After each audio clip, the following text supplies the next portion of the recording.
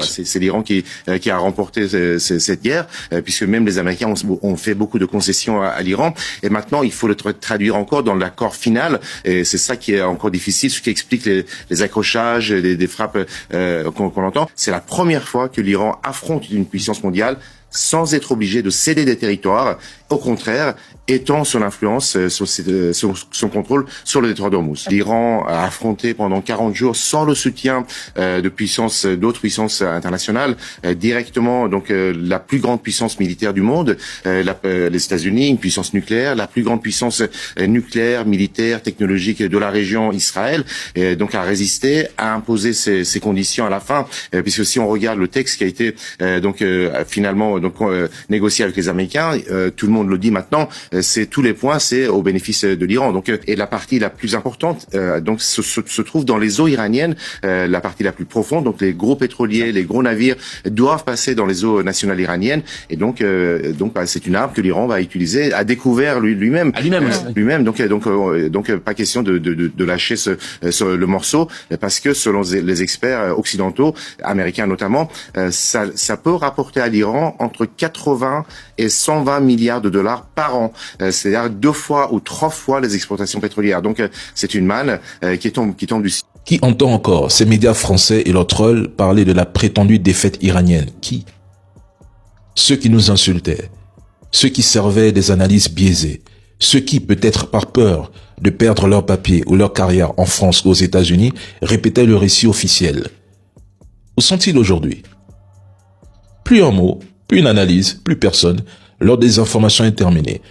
Trump a perdu sa guerre dès le premier jour, nous l'avons dit ici. Nous avons été patients. Trump a plutôt élevé le gouvernement iranien au rang d'hégémon régional et de puissance dans l'économie mondiale. À cause du président Trump, les États du Golfe sont persuadés que les États-Unis sont un allié peu fiable qui ne peut pas les protéger. Trump a accru l'influence de la Chine partout dans le monde. Son administration a condamné Israël après que Netanyahou ait entraîné Trump dans un fiasco que d'autres présidents américains avaient soigneusement évité. Il a aliéné davantage ses alliés européens qui ont prudemment pris leur distance. Il a gaspillé considérablement la puissance militaire américaine. Trump a été pris au mot. Et là, je vais m'adresser aux trolls et leurs médias de propagande. Sachez que, sans l'accord des pays du Golfe et de certains pays européens, une campagne aérienne soutenue des États-Unis contre l'Iran, des bombardements jour et nuit pendant plusieurs semaines, comme nous l'avons observé, serait beaucoup plus compliqué, voire impossible. 2 puissances nucléaires et leurs alliés affrontent déloyalement un Iran sous sanction depuis plus de 45 ans. Et pourtant, ils n'osent pas déployer un seul soldat au sol. Un simple blocage du détroit d'Ormuz suffit à l'Iran à ébranler leurs économies, à les mettre à genoux. Donald Trump qui se plie face à l'Iran et l'entité continue de tout gâcher. La Maison-Blanche qui a affirmé que les discussions avec l'Iran se poursuivent et que les équipes techniques travaillent toujours sur tous les points de l'accord. Et Donald Trump qui privilégie une solution diplomatique. Mais il ajoute, en cas d'attaque iranienne contre des forces américaines, la réponse sera immédiate. La Maison-Blanche affirme également que même si l'accord de principe échouait, la voie vers le désarmement nucléaire de l'Iran aurait déjà été ouverte. Le ministre iranien des Affaires étrangères affirme que les termes du mémorandum d'Islamabad sont publics et parfaitement clairs. Il avertit que toute menace contre le peuple iranien ou contre les dirigeants du pays recevra une réponse immédiate et puissante. Les États-Unis et l'Iran qui se sont rencontrés hier à Doha pour essayer d'obtenir un accord, cet engagement qui vise à empêcher une nouvelle escalade pendant la poursuite des négociations. Un accord aurait également été trouvé avec le Qatar concernant une partie des 6 milliards de dollars de fonds iraniens gelés. Les discussions qui ont aussi porté une attention particulière sur le détroit d'Ormuz, car les États-Unis tentent de convaincre l'Iran de ne pas imposer de péage sur la navigation maritime. Les informations, Donald Trump veut reprendre sa guerre avec l'Iran sur le Wall Street Journal, les gars. On sait très bien que s'il reprend sa guerre avec l'Iran, le problème est que ça serait un truc de fou qui va se passer. Parce que cette fois-ci, les Iraniens vont frapper dur, les gars. Ils vont frapper très fort, attention. Attention à ce que Donald Trump veut faire, les gars. Moi, je pense que, comme il y a la Coupe du Monde, en ce moment du côté, bien évidemment, des États-Unis, le président Donald Trump, en ce moment, retarde les choses. Mais vous allez voir, quand on va arriver vers le 20 juillet, fin juillet, c'est reparti. Les hostilités vont reprendre du côté de l'Iran, les gars. Et Donald Trump veut forcément revenir à cette guerre avec l'Iran. C'est incroyable ce qui est en train de se passer, les gars. C'est vraiment un truc de fou. À travers ce que les Iraniens ont montré dans cette guerre, moi je dis qu'il ne faut plus attaquer l'Iran. Il ne faut plus attaquer l'Iran. Parce qu'ils ont tout ce qu'il faut pour faire la guerre. C'est incroyable ce que le président Donald Trump veut faire, les gars.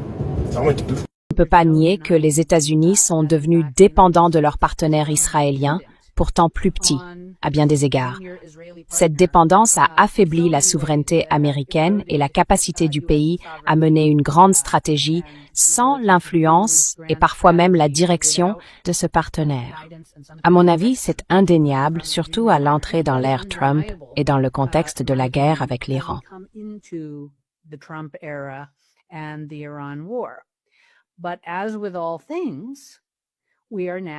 Mais, comme pour beaucoup de choses, on vit aujourd'hui un moment de transformation. Parce que l'épreuve, le défi que Netanyahou, et je pense qu'on a des preuves crédibles que cela a été présenté à toutes les administrations américaines depuis plusieurs décennies, ce projet d'un grand Israël, cette obsession d'un affrontement final avec l'Iran, tout ça a toujours été une possibilité, une menace qui planait.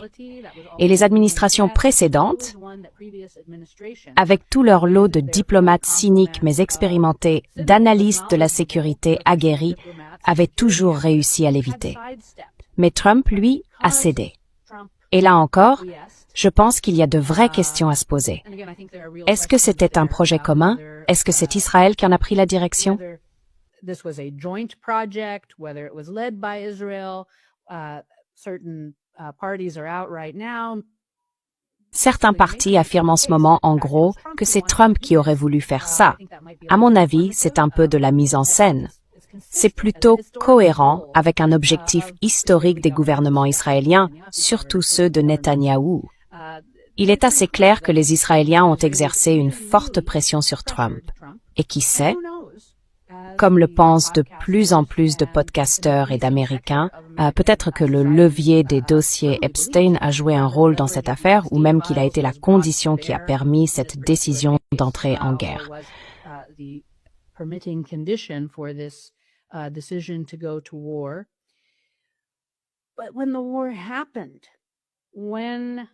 Mais quand la guerre a éclaté, quand l'épreuve de résistance a vraiment eu lieu, au lieu de rester une simple possibilité, le test s'est produit.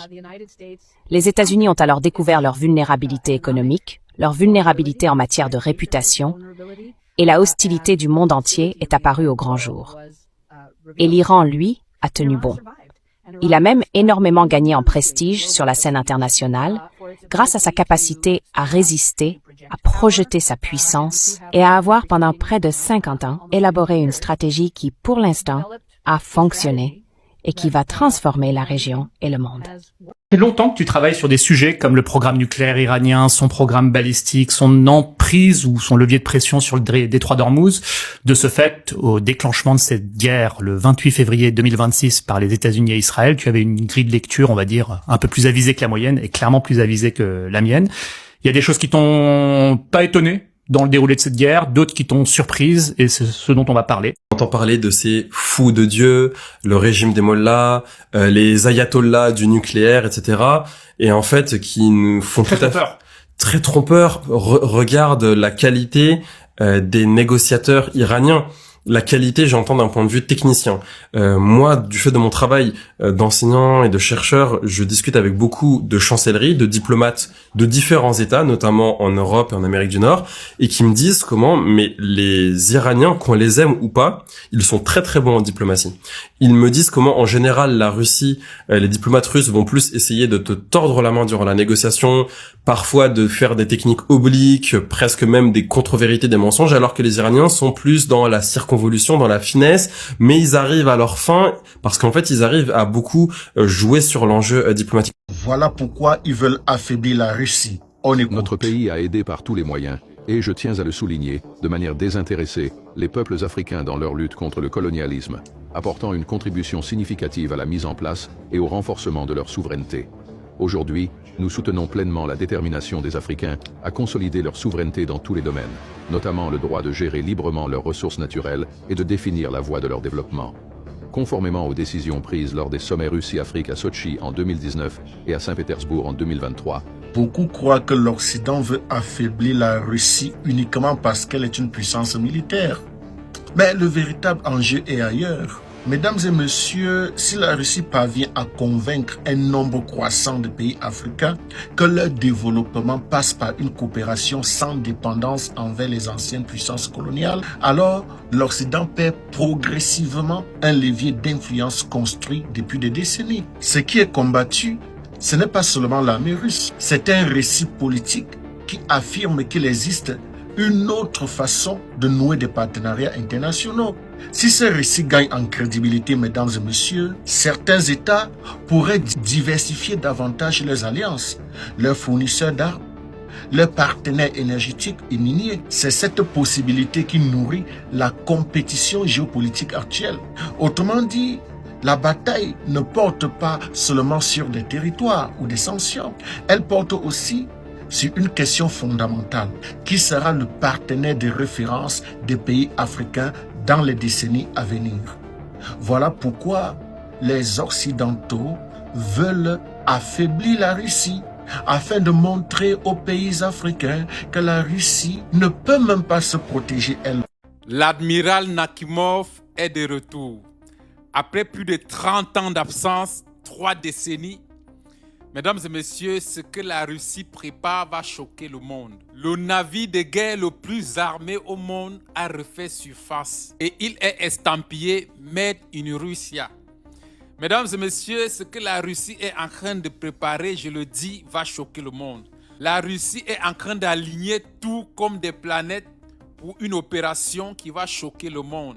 Du côté nord de l'Ukraine, ça craint l'armada russe qui est stationné là-bas, prêt à entrer en scène pour faire basculer totalement l'Ukraine. Après plus de 30 ans de rénovation, la Russie annonce la remise en service de l'admiral Nakhimov. Mesdames et messieurs, il n'y a pas de navire armé au monde comme ce navire, nucléairement parlant, avec tout type d'armement possible. C'est le navire dit le plus armé au monde. Et pourquoi la Russie choisit ce moment précis pour sortir de son armoirie tout son artillerie, mesdames et messieurs? La situation est grave. Depuis 2022, on a accusé Vladimir Poutine d'une patience trop excessive. En 2026, signe peut-être la fin de la récréation. Tout est fin près du côté russe, les annonces fusent de partout. Mais on ne va pas oublier que depuis 2005, Vladimir Poutine avait annoncé la modernisation complète de l'armée russe. Il n'y a pas de cela quelques mois, Vladimir Poutine a annoncé la fin de la modernisation complète de l'armée russe. Alors que la Russie vient de faire cette annonce qui va choquer les États-Unis et le monde occidental de la remise en service du navire le plus armé au monde, il est complètement équipé et autonome au combat. Il est non seulement le navire le plus armé au monde, mais également le navire de guerre le plus rapide au monde. Après la mise en service du Sarmat, de l'Orechnik, du Burevestnik, mesdames et messieurs, cette fois-ci, la Russie complète du côté de la marine en annonçant la mise en service de sa flotte maritime ayant à sa tête l'admiral Nakhimov. Ça va barder. Ce que la Russie prépare, l'ennemi n'est pas sûr de supporter. Ils sont tous jaloux de Vladimir Poutine, hein? Écoutez, ce sont des yachts qui n'ont pas de problème de fuel, alors qu'il y a quand même des millions de Russes qui essayent de faire la queue pour avoir 50 litres de gasoil ou d'essence. Et puis alors ensuite... et ça consomme un peu, hein? Ouais, ça consomme un peu, ce genre de truc. Mais vous parliez des destroyers, c'est extraordinaire que un bâtiment privé appartenant à une personne privée soit escorté par des destroyers militaires. Vous voyez un peu le conflit d'intérêts extraordinaire qui est invraisemblable chez nous, mais qui paraît tout à fait normal avec la privatisation de l'État russe qu'on voit aujourd'hui au profit de Vladimir Poutine. Vous voyez, donc il est multimilliardaire, il a des yachts à 100 millions de dollars, et en plus, il se fait escorter par des destroyers. C'est le prix d'une campagne qui va coûter aussi des millions de roubles à la nation. Pendant plusieurs minutes, un plateau de télévision débat du yacht de Vladimir Poutine. de son coût, de son carburant et son escorte navale. Mesdames et messieurs, posons-nous une question de géopolitique, pas une question d'émotion. Qu'est-ce que cette information change concrètement? La réponse est simple. Absolument rien. En analyse stratégique, on distingue les informations à forte valeur opérationnelle des informations à forte valeur médiatique. Une information stratégique permet de comprendre l'évolution des rapports de force, la production de missiles, la capacité industrielle, les stocks de munitions, les chaînes logistiques, les sanctions, les alliances et les objectifs politiques. En revanche, mesdames et messieurs, le patrimoine supposé d'un chef d'État ou le prix d'un yacht ne modifie ni les capacités militaires d'un pays, ni l'issue d'un conflit. C'est incroyable. Le problème n'est donc pas d'évoquer ce sujet quelques minutes. Le problème apparaît lorsque ce type de séquence occupe une place disproportionnée, alors que les questions bien plus déterminantes restent peu explorées. Pendant que l'on débat d'un yacht, on ne débat pas de ce qui explique réellement pourquoi un camp progresse, recule ou adapte sa stratégie. Mesdames et messieurs, c'est là toute la différence entre une séquence médiatique et une analyse géopolitique. L'un attire l'attention, l'autre permet de comprendre le monde. Vladimir Poutine passe à la phase supérieure. La Russie vient de ressortir son navire de guerre le plus puissant. Et puis, les esprits intelligents estiment que Moscou est en train de préparer un changement stratégique majeur. Voyez-vous, après 30 ans d'absence, la Russie remet en service l'un des bâtiments les plus impressionnants de sa marine. Ça veut dire que Yoromani, quelque chose se prépare. Quelque chose de dur se prépare. Alors, c'est le croiseur nucléaire Admiral Nakhimov, c'est ça son nom. Il est considéré comme le navire de surface le plus lourdement armé au monde. Le navire de surface le plus lourdement armé au monde, hors porte-avions. C'est-à-dire en dehors du porte-avions, il est le navire le plus armé au monde. Et il a quitté le chantier naval le 31 mai 2026 pour entamer ses derniers essais en mer. Les essais sont concluants. Son retour officiel au ciel de la flotte russe est attendu dans le courant de l'année. Ça veut dire que la Russie savait, Poutine savait ce que l'OTAN et l'Europe préparaient. Et donc, le navire était en pause. Et après, ils l'ont ramené au chantier naval pour vraiment revoir certains aspects, moderniser certaines choses, réparer ce qu'il y avait à réparer. Et puis, c'est bon. Personne ne sait quand est-ce que ça va être mis en service. Mais c'est maintenant prêt. Fin prêt. C'est-à-dire, à la minute, on peut dire, bon, c'est entré en service et puis ça va directement sur les champs de bataille. Mais est-ce que Vladimir Poutine peut sortir ça contre l'Ukraine? C'est pas trop sûr. Mais contre les mentors de l'Ukraine, là, au moins, c'est sûr. Alors, il est entièrement modernisé, selon l'information. Il a été entièrement modernisé, c'est-à-dire adapté aux nouvelles réalités technologiques. Le bâtiment doit recevoir une nouvelle génération de missiles de croisière, de missiles hypersoniques et de systèmes de défense aérienne, ce qui pourrait considérablement renforcer la capacité de frappe de la marine russe. Son retour intervient alors que la guerre en Ukraine se poursuit et que l'OTAN est en train de renforcer sa présence sur le flanc oriental et que Moscou multiplie les démonstrations de puissance navale. À partir de cet instant, il y a une question qu'on se pose. Pourquoi la Russie remet en service l'amiral Nakhimov? Pourquoi?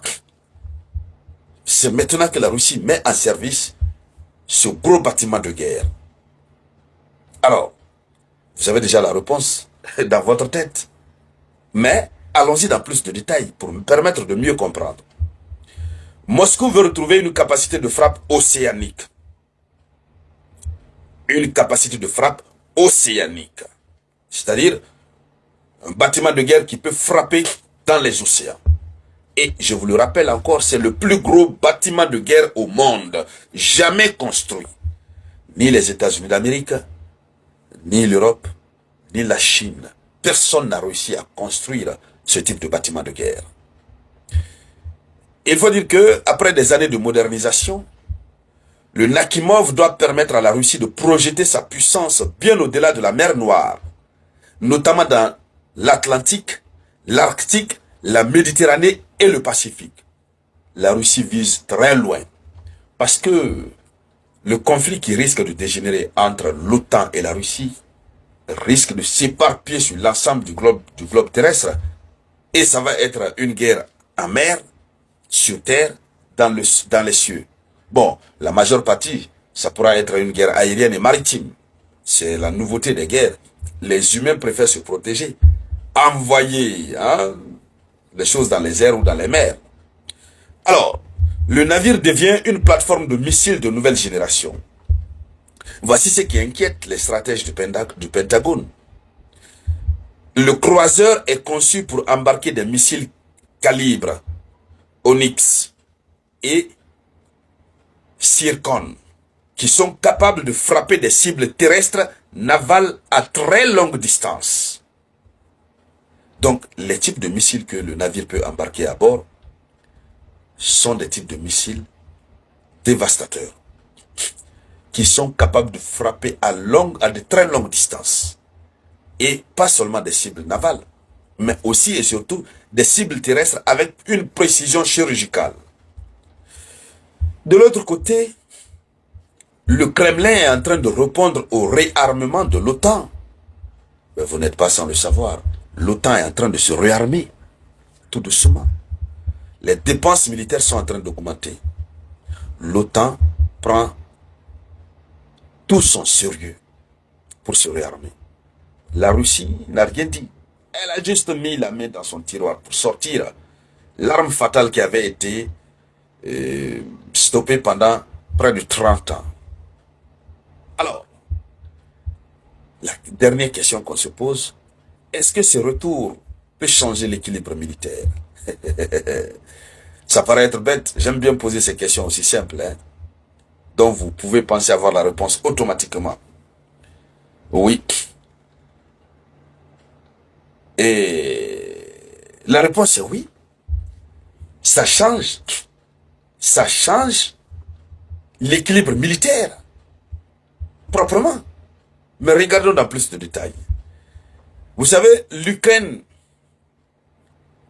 va surveiller désormais ses futurs déploiements. L'Ukraine va surveiller particulièrement ses futurs déploiements. Même si ce croiseur n'opère pas directement en mer Noire,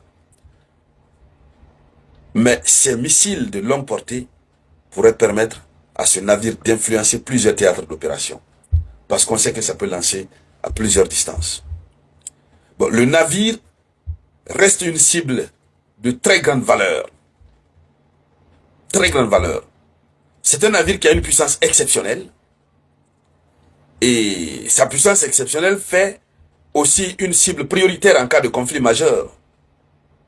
On est d'accord?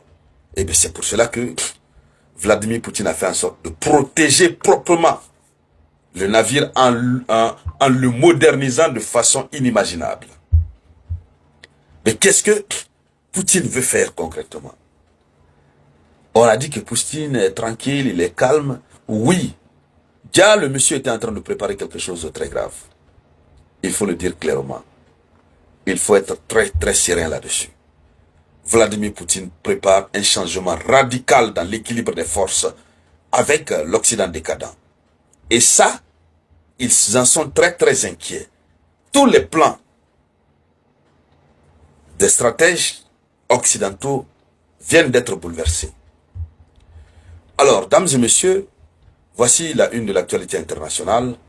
Merci à toutes et à tous. Je vous reviens, bien sûr. La France paie le prix d'un choix stratégique. On écoute. Je pense qu'après la pandémie, après la guerre en Ukraine, je pèse mes mots, la prochaine catastrophe, elle sera budgétaire. On lève plus de 30 milliards d'euros d'emprunts par mois pour faire face à la dette. Un jour, on va avoir un pépin. C'est 2 fois le budget d'avion. On ne parviendra pas justement à lever ses fonds. Et là, ça sera la catastrophe. Ce sera le scénario à la grecque. Et on a, à l'époque, je vous rappelle qu'en quelques années, le pouvoir d'achat a dégringolé de 30%. Les retraites ont été baissées. Le traitement des fonctionnaires, ce sera la catastrophe. C'est ce qui nous attend. C'est la raison pour laquelle ce qu'a fait ce gouvernement en suspendant la réforme des retraites, c'est terrible. Si on veut reprendre la main sur la dépense publique, première chose, une réforme des retraites. Puisque c'est la moitié, c'est l'équivalent de la moitié du déficit. Beaucoup analysent la crise budgétaire française comme un simple problème de dépenses publiques. Mesdames et messieurs, c'est une lecture incomplète. Ce que souligne Bruno Retailleau renvoie à un risque plus profond. Lorsqu'un État accumule des déficits, tout en multipliant les engagements extérieurs, il réduit progressivement sa marge de manœuvre financière. Mesdames et messieurs, depuis plusieurs années, la France a augmenté ses dépenses pour répondre à des crises successives, tout en maintenant un niveau élevé d'endettement. Plus un pays dépend des marchés financiers pour refinancer sa dette, plus il devient vulnérable à une hausse des taux d'intérêt, une perte de confiance des investisseurs. C'est précisément le mécanisme qui a conduit la Grèce à une crise de financement au début des années 2010. Même si la situation économique de la France reste différente à ce stade, mesdames et messieurs, le véritable avertissement n'est donc pas qu'une crise identique est inévitable, mais qu'aucune grande puissance n'est protégée si sa trajectoire budgétaire devient incontrôlable. La guerre en Ukraine n'est évidemment pas l'unique cause des difficultés françaises, mais elle s'est ajoutée à des déficits déjà importants et à d'autres dépenses publiques élevées. Mesdames et messieurs, lorsqu'un État concentre ses ressources sur des engagements multiples sans restaurer durablement l'équilibre de ses finances, il finit par perdre sa liberté stratégique. Et lorsqu'un pays doit emprunter chaque mois des dizaines de milliards simplement pour financer son fonctionnement, le véritable danger n'est plus politique. La France s'est endettée pour soutenir l'Ukraine. Enfin, ils décident d'en parler sur leur chaîne. La Russie continuera d'accroître la pression sur le régime de Kiev afin d'atteindre les objectifs que nous nous sommes fixés. Ce matin, le chef d'état-major Valéry Gerasimov a rendu compte des résultats de vastes frappes de représailles menées par les forces armées russes contre Kiev et d'autres localités. Des frappes qui vont viser exclusivement les installations militaires ou paramilitaires. Des frappes qui vont viser uniquement des infrastructures militaires. On voit que ça n'est pas le cas, ça n'a pas été le cas en tous les cas à Kiev. C'est la riposte que redoutaient les Ukrainiens après cette opération qui a été lancée en territoire russe, puisque les Ukrainiens frappent désormais en profondeur les infrastructures. Oui, la riposte ou la vengeance ou tout ce que vous voulez, ça s'appelle un crime de guerre en fait. Moi je traduis ça. Les faits sont assez têtus, les images aussi. En fait, c'était trop flagrant qu'ils ne pouvaient plus contenir ce silence médiatique. Ça ne tient plus debout l'histoire de l'opération éclair de l'Ukraine de 40 jours. Ce que la Russie a fait depuis hier était tellement flagrant qu'ils ne pouvaient même plus cacher. Ils étaient obligés de rendre les comptes. Passage, avez-vous observé les airs du journaliste?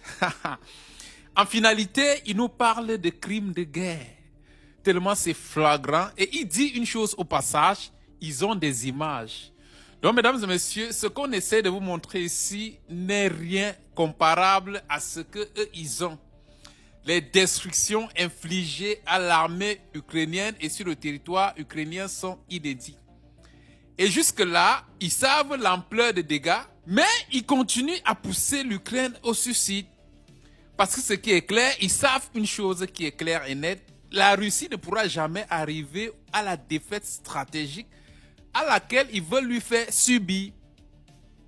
Et à ce stade, on nous parle désormais de crimes de guerre. Parce que quand la Russie réplique, il est question de crimes de guerre. Mais quand l'Ukraine commet l'irréparable, qui ne peut être pardonné par aucune nation au monde, personne ne parle de crimes de guerre. Mais qui parmi ces pays-là, que ce soit la France, que ce soit les États-Unis, pourrait accepter des attaques d'une telle ampleur sur son territoire sans riposte, sans même faire une déclaration de conflit? Personne d'entre eux ne peut accepter ça. Mais ils veulent faire accepter ça à la Russie. Alors là, nous sommes désolés de vous dire que vous vous êtes trompé de pays. Ce n'est pas la Russie qui va accepter ce que vous ne pouvez pas accepter. Alors, ils ont décidé de sortir de leur silence.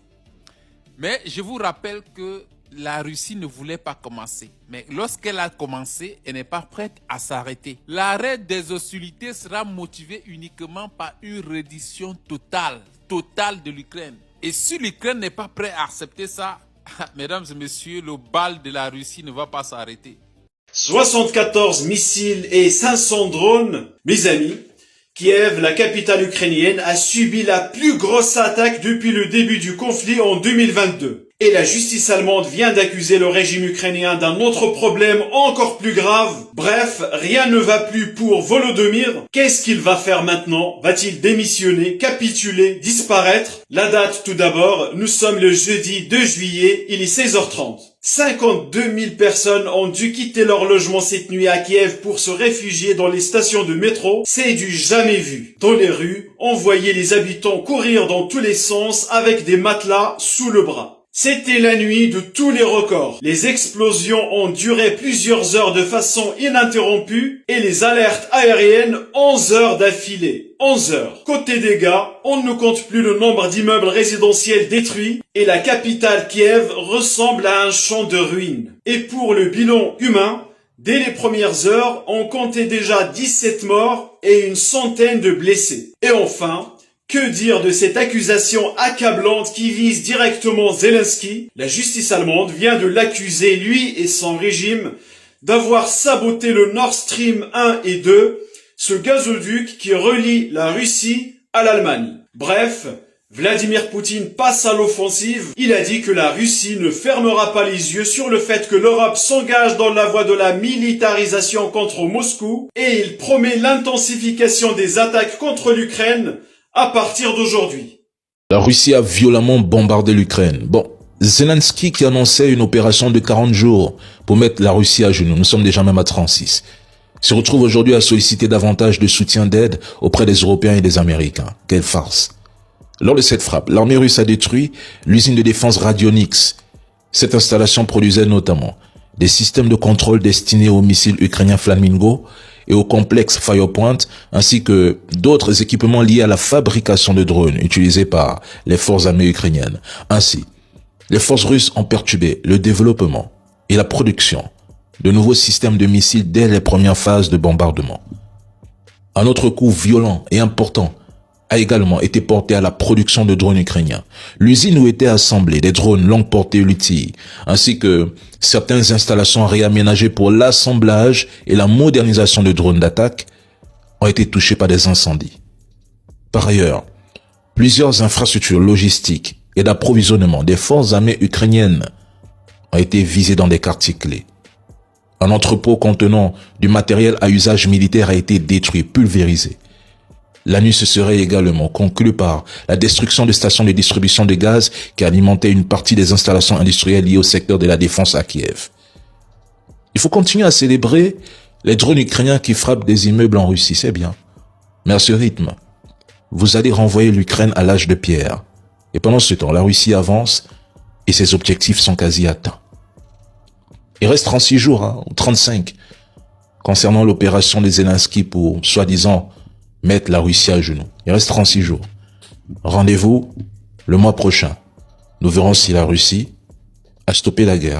Énorme tremblement de terre hypersonique dans toute l'Ukraine depuis la nuit d'hier. C'est non-stop. Mesdames et messieurs, les ordres de Vladimir Poutine sont exécutés à la lettre. Ça pleut au Rechnik hypersonique. Tout ce que vous voulez entendre. La capitale ukrainienne est sans repos. Vladimir Poutine se place désormais en mode chef suprême des armées russes. Mesdames et messieurs, l'Ukraine avait décidé de saboter désormais les stations-service pour provoquer une pénurie d'essence dans toute la Russie. La Russie a non seulement décidé de répliquer, mais depuis hier, toutes les stations-service en Ukraine, principalement dans la capitale à Kiev, sont vachement pulvérisés. Ce que l'Ukraine a souhaité infliger à la Russie est en train de lui retourner tout droit sur la face. Contrairement à la défaite stratégique russe qu'on est en train de chanter sur certains plateaux de télé, mesdames et messieurs, la réalité du terrain est autre. L'Ukraine est en train de vivre un véritable supplice. Et le plus pire, mesdames et messieurs, c'est qu'on essaie de cacher ça au monde entier. Véritablement, la colère de Vladimir Poutine n'est pas prête à être calmée. Je vous le confirme et vous pouvez me croire. La Russie a activé sa criade balistique et hypersonique. Jamais depuis le début du conflit, les frappes d'une telle intensité n'ont été ressenties en Ukraine. Plus on est en train de donner la Russie pour faible, plus c'est le contraire qui est en train de se passer. Ne jamais donner la Russie pour mort. Ne jamais traiter la Russie de puissance de seconde zone. Parce que ce qui va se passer, mesdames et messieurs, n'a même pas encore commencé. Les forces russes sont en train d'annoncer le début des hostilités pour plus tard.